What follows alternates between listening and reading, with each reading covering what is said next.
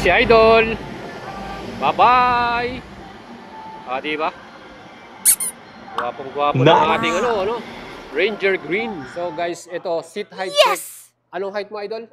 5'4". Ayan po yung kanyang actual na na pagkakaupo. Abot na abot no, 5'4". So tingin ko kahit 5 flat pwede Kayang-kaya Oh, flat-footed pa di ba? Hindi siya nakatingkayad So yan mga idol, proof na pwede po sa inyo itong bagong Honda Navi natin. Bagong araw, bagong model release na naman tayo mga idol. At syempre, dito lang yung mapapanood sa ating channel, Boy at Salabaria. Don't forget to subscribe at i-follow ako sa ating Facebook page, Boy at Salabaria. Mga idols, ito ang latest model release natin dito po sa Guangzhou Honda Calasiao. Again, nauna na naman tayo dito. First batch pa lang po ito. So marami pang paparating na units. So antabayaran natin yan sa Honda Philippines. Again mga idols, nakita naman po nyo at napanood sa ating exclusive launching nito sa BGC Market Taguig, So nandun tayo at talagang nasubukan din natin siyang i-ride. Talagang perfect. Ang ganda ng forma nito mga idol. Siyempre, ito pang kanyang upuan. Makapal din yung foam nito at siyempre malambot din. So sa mga idol po natin, meron silang promo para dito sa ating unit na to. Ngayong month of August, ang kanyang presyo na lang ay 55,900 SRP or introductory price. Babalik yan month of September sa regular price niya or SRP na 58,900. So mga idol, lumabol na kayo. So meron pa tayong mga next batch dito po sa Guangzhou. Meron tayong mga paparating pang mga units. Kaya mga idol, meron tayong 4 na kulay na pagpipilian. Ito yung color green or Ranger Green, Shasta White, Red at Black. So yan po. Meron din tayong mga dito mga accessories touring style. Isang set na yon 2,100 at para naman sa adventure style, isang set din 3,100 pesos. You can check out my vlog para makita nyo rin yung mga style at itsura ng mga style na yon. So mga idol, tara samahan nyo ako ikutan natin tong bagong Ranger Green Honda Navi scooter. Let's go! At pagdating sa kanyang design mga idol, ang pinaka-highlight nito dahil siya nga ay mini bike. So mapapansin natin talagang ang cute niyan tignan So ang Ranger Green, yan yung pinaka-gusto kong color version para dito sa Honda Navi scooters. And perfect yan pagka nilagyan nyo ng tourer style kung saan meron siyang windscreen, handguard cover para mas maporman datingan ito. And kung gusto nyo pang i-customize yan, nasa sa inyo na yan mga idol. Pero para sa akin, ito yung pinaka-pogi at pinaka-gwapong color. Ang Ranger Green na Honda Navi scooter. Ayan mga idol. Siyempre, tingnan naman natin ang kanyang engine type. So mga idol, napakasimple lang ng engine natin dito sa Navi. 109.1cc ang total displacement nito. Single cylinder, single overhead camshaft. At yan din po ay naka-air cool plus carburetor type 2 valves. So napakasimple lang nito mga idols. Walang kasadong iisipin pa rito. Madaling i-maintain Plus meron din tayong kickstart. So yan po yung kagandahan dyan. Sabi nila kapareho daw to ng engine type ni Honda Dio. So tingin ko pareho sila dyan. At isa lang yung ginamit nilang makina dito. Ang max power nito ay 7.89 HP at max torque naman ito 8.91 Newton meters. Pwede na yan mga idols kung ito naman ay gagamitin nyo pang bili or pang palengke or pang subdivision. Pwede rin naman itong gamitin din pang daily service ninyo, pang commute So yan mga idols, napakasimple lang ng kanyang engine type Isa sa pinaka-nagustuhan ko rito yung specs niya, yung front suspension. Ang ganda nung kanilang nilagay na front forks Upside down yan. At makikita nyo, visible dito yung pinaka-rubber.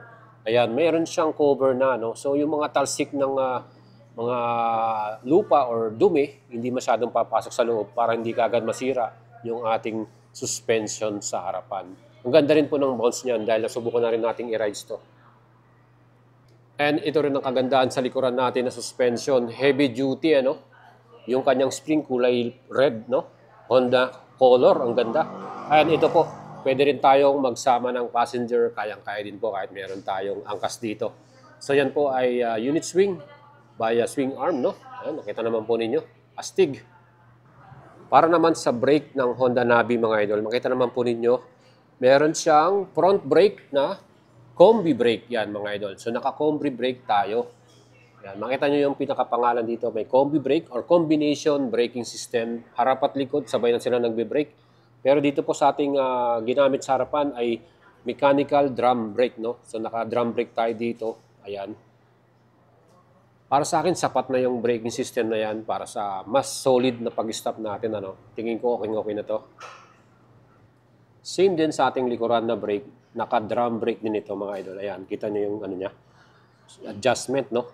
Ayan po ay naka-combi braking system. So, perfect na yan, mga idols, kasi hindi naman tayo nagpapatakbo na mabilis dito. So, may stop ka ng solid dyan sa kanyang system na CBS. O, di ba? Siyempre, yung kanyang mga gulong, nakita naman po ninyo, cute na cute ang dating, no? So, meron tayong ginamit dito na MRF tire, Nilo grip yung kanyang style. At siyempre, may sukat yan na 90-90 by 12. O, di ba mga idol? Tingin ko naman hindi madulas yan sa daan. Perfect yan. So, ito po ay tubeless at yung ating pinaka-wheels, naka-ano tayo dito. Iba yung klase ng wheels niya, no? Parang metal siya. Hindi siya alloy, no? Yan, matibay talaga tignan.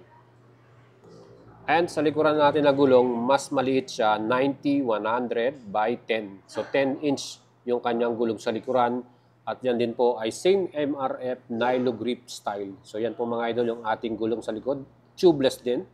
So mas lesser to maintain dahil naka-tubeless tire tayo dito. Para naman sa ating dimension, yung sukat nito, kita no talagang maliit siyang tignan, ano?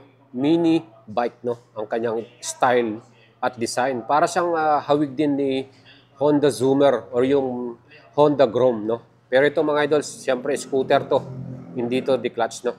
Mga idol, ito po meron tong sukat wheelbase 1,286 mm at yung ground clearance niya 148 mm naman. Okay na rin yung kanyang ground clearance, ano. At yung kanya namang pinakabigat, very lightweight to mga idol. Meron siyang total weight na 104 kilograms. O di ba?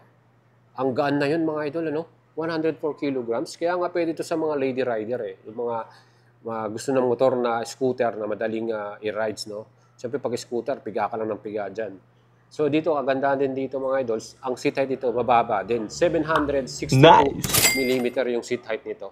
At ang nagustuhan ko rito, itong kanyang upuan mga idol. Talagang makapal yung foam. Ramdam mo yung bounce na maganda dito. Kumbaga, hindi siya masakit sa puwet. Even siguro mag-long rides ka, pwedeng-pwede to. Yan mga idol. Astig talaga tong ating Ranger green color, ano? At mga idol, yung kanyang gasolina, hindi po yan nandito sa gilid, kundi nandito sa pinaka-harapan, ano? Yan po yung bukasan niya. Meron tayong susi dito. Ito yung susi ng ating Honda Navi Green. Ayan. So, buksan natin. Ayun, madali lang siyang buksan, ano? And yan, pwede mo siyang iangat kagad. So, matigas. Pero siyempre, ito po, meron siyang total capacity 3.5 liters. So, marami-rami na rin. So, ang average natin kasi dito na consumption is 48.4 kilometer yung mileage niya. Meaning, i-multiply mo sa 3.5, aabot ka ng almost 130 kilometer bago ka maubusan ng gasolina, no? So, ganun kadami o kalayo yung mararating natin para sa isang full tank nitong Honda Navi. Pwede na, pang daily service, ano, mga idol. Siyempre, yung ignition nito, eto, nasa tabi ng ating meter panel. So, may susi din tayo dito. Ayan. So, yan po yung pinakasusi niyan, mga idol. At isa sa pinakamagandang feature ng ating Honda Navi, mga idol, yung storage. Kala nyo wala kayong U-box dyan kasi para siyang, ano, diba, underbone. Meron tong storage, kaya malaking bagay na meron tayong ganito Ayan, no? So, itong box na to, kala nyo, makina yan. Hindi yan siya makina. Yan po yung pinaka-storage niya, no? Ayan. Buksan natin, mga idol, pakita natin sa inyo. Oh, di ba? So, yan, mga idol, yung storage niya, malaki na rin, ha? Pwede natin maglagay dito ng ang gamit natin, no? Oh, di ba? So, ito, nandito yung manual natin, no? Owner's Manual ng Navi. Ayan. Tapos, meron din tayong tools, no? So, magagamit din natin to kung may karoon tayo ng konting sira, ano? Ayan, meron na tayong tools. So, yan po mga idols yung ating pinaka-storage box para sa Honda Navi. So, mga idol, meron ako dalang dito na half-face na helmet from Axor Helmet Philippines, no? Kung gusto natin ito, meron kayo mabibili nito sa Axor. Diyan po sa kanilang Shopee page. Subukan natin kung kakasya. Pero hindi pala. So, malaki talaga. Malaki tong helmet natin. So, hindi kakasa sa storage, mga idol.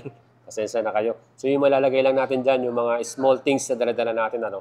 Yan. O pwede yung lagay yung raincoat natin, yung ating daladalang pangbasa, ano. Yan. So pwede natin ilagay sa loob. Alright. So mga idol, ako naman ang magta-try para sa inyo. So ang height ko po ay 5'6". Dahil kanina si idol ay 5'4". Siyempre tayo, abot na abot natin. Walang problema. Ayan, oh. Flat-footed. Hindi na ako nakaboots nito, ah. So yan mga idol, ang ating seat height comparison para sa inyo. 5'6" po ako. And meron po itong side stand cut-off switch. So pag sinay-stand mo, hindi mo mapapa-under tong engine natin. So another safety features din po na magugustuhan mo sa Honda Navi. And mga idol, yung ating pinaka-handlebar, yan, para siyang sa XRM, di ba? Pataas siya. And syempre, okay naman din ang itsura niya. Meron tayo ditong park brake lock. Ayan, park brake lock to. And choke, no? Meron din tong choke para sa dahil carburetor type itong ating engine. Ayan, no? Yan yung pinaka-choke niya. So, yan guys, yung ating namang mga pindutan talagang matibay. Ayan, no? Ito yung high and low beam. Ito yung signal indicators and busina. Ayan. Alright, so sa right side naman, ayun, ito yung lever natin. Okay din naman siya. And ito yung ating starting switch on ng ating engine. So, malambot din naman yung grip natin sa throttle natin. And ito naman yung ating display. So, visible naman yung ating mga information dito. May kilometer per hour, RPM, no? Speedometer, odometer, fuel gauge, saka yung turn signals natin. So, yung ilaw natin mga idol, ordinary halogen bulb lang siya, hindi siya LED, no? Ayan, meron din dito parang ilaw natin. At ito, yung ating pinaka-signal bulb type din. Ayan. So, yan po mga idol, yung ating pinaka-headlight design. Ano masasabi nyo sa ating headlight, ano? Parang kala mo, sports naked or classic style siya, no? Diba? Sa likuran naman, mga idol, ito yung itsura niya. Yung pinaka-taillight natin. So, yan, naka-halogen bulb din. At bulb type din yung ating signal lights dito, yung turn signals natin. Ang kagandaan dito, meron na siyang plate holder, no? Meron na siyang paglalagyan ng plate natin. And meron siyang mga reflectorized dito sa magkabila at dito sa pinakalikuran. So, another safety features yan. So, yan po. Yan, mga idol, yung ating muffler, meron din siyang parang heat guard, no? Para hindi mapaso yung sasakay. Siyempre, ito po ay talagang matibay. Made in metal, ano? And para naman sa ating apakan, okay din yung rubber niya, no? Makikita nyo. Dito rin sa ating pinaka-passenger side. Ito rin. Tibay talaga tignan, ano? Basta Honda. Quality. Yung ating grab bar sa likuran, okay din yan. Yung apakan, yung hawakan natin. So, quality din yung nilagay nila. Metal din, ano? Ayan. Saka, meron din tayong center stand. Ayan. Center stand natin para mas stable yung ating pagpapark. At meron din tayong side stand na meron ding cut-off switch, no? Side stand cut-off switch. Okay, mga idol, yan po yung ating overall specs natin. Actual unit first batch na to. Kakauna-unahang dumating dito sa Guanzon, Honda Calasiao. Ranger Green, ang pogi, no? So, yan, idol. Activation na tayo. Or demo. Yun. First start. Ranger Green. Astig. O, diba? Busina naman dyan. So, yung headlight natin, ano lang yan, halogen bulb. Yan. High and low beam. Yan. Yun, lakas ng busina talaga eh, no? Parang kala mo, big bike eh. Yan, mga ilaw natin para sa Ranger Green.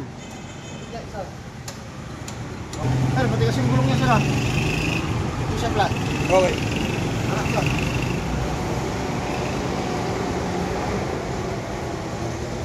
Ito, nakita nyo rin yung dito. Sige. Talagay ko lang. So yan, matatapos ng i-demo kay Idol, ano? Anong name mo nga pala ulit? RD. RD. Ayan, si Idol RD from Bawang La Union, ano? So, kamusta naman, Idol? Okay, sir. Panalo ba? Panalo. O, di ba? Ang astig ng color eh, no? Sabi ko sa'yo, magandang kulay yung green eh.